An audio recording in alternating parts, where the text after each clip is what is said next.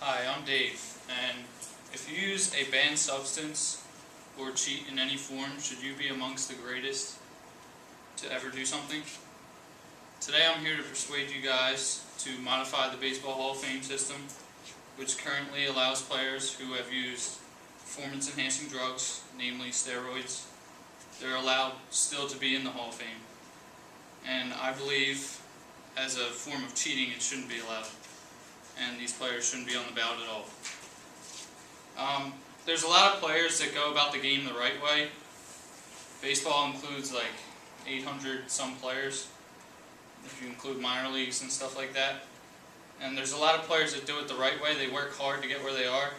And I just don't think that a player who has put something into their body to help their performance should have the same chance to get into the Hall of Fame. PEDs, like I said earlier, are a form of cheating, so for me that should lead to an automatic ban from the Hall of Fame. So we have to convince the voters to not allow these players on the ballot. What can we do? Today we're going to talk about the issues of PED use in baseball specifically. We're going to present ideas to the voters on why they shouldn't be on the ballot and the benefits from having them not on the ballot. Like, who can it open up for if they're not?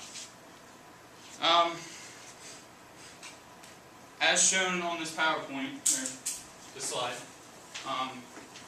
players use these drugs to somewhat enhance their performance. This is Jose Canseco. He actually admitted to doing them, but he didn't have much of a chance of getting in to begin with. But he tried to bring other players down with him, namely Mark McGwire. Other players too, pitchers. But since he knew he had no shot, he named other players who he thought used it to try and bring them down to his level. Barry Bonds is currently the biggest case of getting into the Hall of Fame, and in my opinion, it looks as if he used performance-enhancing drugs because he is much bigger in the picture on the right. And he holds the record for all-time home runs, and I mean, if he gets in, it could be very controversial. So, as George Will said in his 2006 column on Opposing Viewpoints, it's steroids in baseball. It's a form of cheating on the highest level, which needs to be done away with. It needs to go. And like Bobby mentioned in his speech, we need to implement more random tests to throw these players off their cycles, to make them think twice before they put a substance in their body that's going to allow them to play better than other players. What the users are really doing, they're harming the image of the game, and it shouldn't be allowed. And they're really influencing kids in the wrong way, because the kids see him as a really great player, but it could be a lie because they're not actually performing to what they should be. It's mostly the drug. So let's play more without drugs than with it. Not only do we need to persuade the voters that there's an issue with the drugs in the sport, but we also need to take these players completely off the ballot. So what can we do to take the players off the ballot? Well, procon.org has a sports and drugs section, and they're linked together. And what it basically promotes on the page is how unfair steroids are, how it puts players above, and the voters they don't mind that right now. David Fairchild is a PhD at Indiana University, and he said steroids are an illegitimate attempt for an unfair advantage over other players, which is true, because these players are good to start with because they're in the major leagues, but I mean, how much credit can you give them, really? The drug could be doing just as much to performance as they can, and they won't have to work as hard as other players. So sometimes it's a matter of the drug versus the player. How much is the drug doing? How much is the player doing?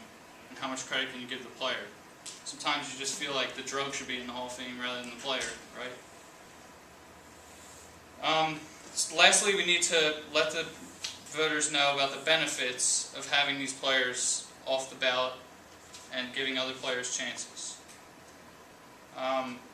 Procon.org also made a page in 2009 which asked the question, should steroid users or performance-enhancing drug users be allowed in the Hall of Fame? While most former players and coaches were saying no, players who were actually linked to the drugs and even the voters, like I said earlier, actually believe that they still should be able to get in. And really what that does is it hurts the players who are going about the game and playing it right. It hurts their chances of getting in. So we can improve the game if everyone's playing on a fair level. No one's using anything that will allow them to play better just because of the drug. And really what it means is if one player were to get in the Hall of Fame, say, and they did use one of these drugs, let's face it, most players are going to be like, wow, he used a drug and he still got in. I might as well just, take the same chance. Even though there are suspensions to using these drugs, I mean, players are going to take that chance if they want to become one of the greatest to play.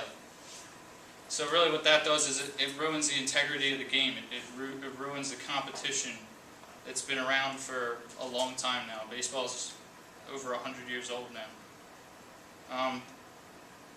Former players and coaches now name it a tainted game, which is not what they imagine it becoming, because players, they've ruined the image of an average baseball player with their size as players such as these. So today we discussed the issues of performance-enhancing drugs, namely steroids, and we presented different ideas to the voters. We convinced them that there are benefits if these players aren't on the ballot to help others get on. So let's send recommendations. Let's take action. Let's let these voters know that these players need to be off the ballot for good. No more cheating. No more tainting the game. No more player sizes of this in baseball. So send your recommendations to the voters today, and let's make a difference. Thank you.